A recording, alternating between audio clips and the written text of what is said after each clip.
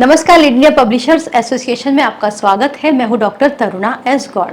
आज हम बात करेंगे डिजिटल मीडिया के दिशा निर्देश और नीतियां और रजिस्ट्रेशन के संबंध में। ये अपडेट देना इसलिए भी ज़रूरी है क्योंकि इस वक्त आपने जान लिया होगा कि PRP एक्ट 2023 लागू हो गया है, जिसके अंतर्गत प्रिंट मीडिया को नए सिरे से ऑर्गेनाइज किया गया है। उसके लिए कुछ सुविधाएं जोड़ी गई हैं, लेकिन जो डिजिटल मीडिया है उसके लिए अभी इस तरह का कोई प्रोविजन नहीं है। PRP एक्ट यानी कि press and registration of periodicals 2023, इसके अंतर्गत डिजिटल मीडिया का रजिस्ट्रेशन नहीं हो रहा है। तो अभी आपके सामने ऑप्शन क्या है, पहले हम उसी पर डिस्कस कर लेते हैं। रजिस्ट्रेशन प्रोसेस पर, रजिस्ट्रेशन प्रोसेस कहता है कि आपके सामने अभी केवल एक ही ऑप्शन है, वो है MSME यानी उद्योग आधार। उद्योग आधार में आप क्लास 63 के अंदर अपने पोर्टल का यानी कि यूट्यूब चैनल का या फिर अपनी वेबसाइट का रजिस्ट्रेशन करवा सकते हैं।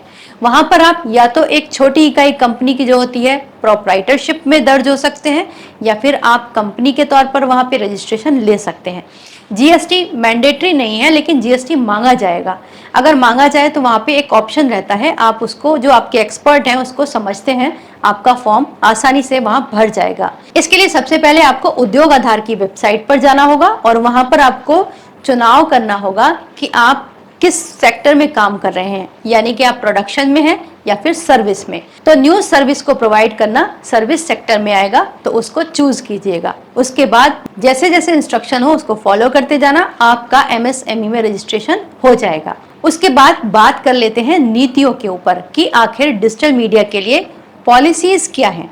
अभी इसके लिए पॉलिसी सेपरेट कुछ नहीं है, हालांकि MIB यानी कि सूचना प्रसारण मंत्रालय ने कुछ गाइडलाइंस इसके लिए निर्धारित की हैं, जो IT रूल 2021 के तहत आती हैं, जो 25 फरवरी 2021 को जारी हुई थी। उस पर हमने विस्तार से वीडियो बनाया था, उसे आप देख सकते हैं। उसके संबंध में कंटिन्यूएशन में भी बहुत सारे वीडियो हैं जो आपके लिए फ्रूटफुल होंगे। तो नीति ये कहती है कि जितने भी डिजिटल प्लेटफॉर्म्स हैं, यानी कि यूट्यूब चैनल हैं या फिर वेबसाइट्स हैं, अगर वो कंपनी के तौर पर रजिस्टर्ड होकर काम कर रहे हैं तो वो डिजिटल मीडिया कहलाएंगे। स्पेशली वो जो कि एक सर्टेन पीरियड पर न्यूज़ को अपडेट करते हैं, यानी ठीक वैसे ही जैसे रजिस्टर्ड मीडिया यानी कि टीवी चैनल या फिर अखबार करते हैं, ठीक उसी तरह अगर आप अपडेट कर रहे हैं तो आप भी अपने आप को डिजिटल मीडिया कह सकते हैं।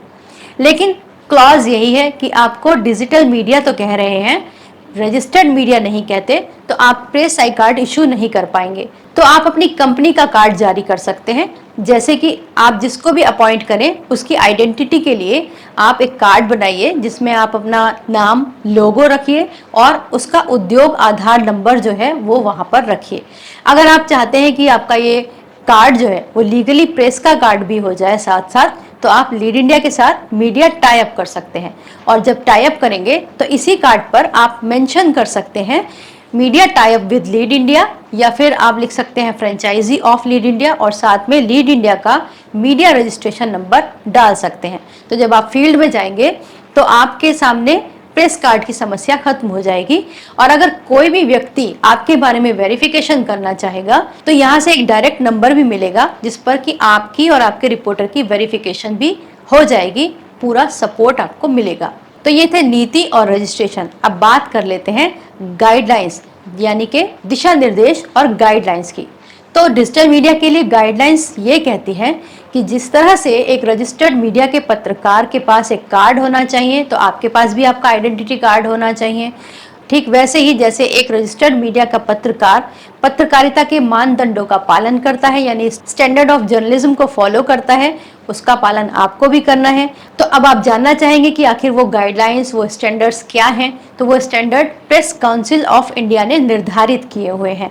इस पर हमने पिछले वीडियोस बनाए हैं विस्तार से, आप देख सकते हैं कि प्रेस काउंसिल ऑफ इंडिया की गाइडलाइंस क्या बताती है कि पत्रकारों को किस तरह से कवरेज करना चाहिए और क्या काम उन्हें नहीं करना चाहिए। ये गाइडलाइन आपके लिए भी है, तो आपको इनका पालन करना अनिवार्य है।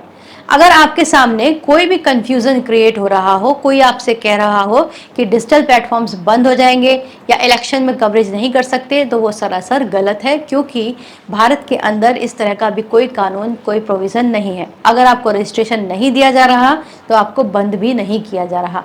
हाँ, लेकिन आपके सामने कुछ समस्याएं होंगी जिनसे निपटने का तरीका अभी हमने डिस्कस किया। अगर आपको इस संबंध में कोई भी सवाल है तो आप हमारे हेल्पलाइन नंबर 9899744568 पर कॉल कर सकते हैं। वीडियो देखने के लिए बहुत बहुत धन्यवाद।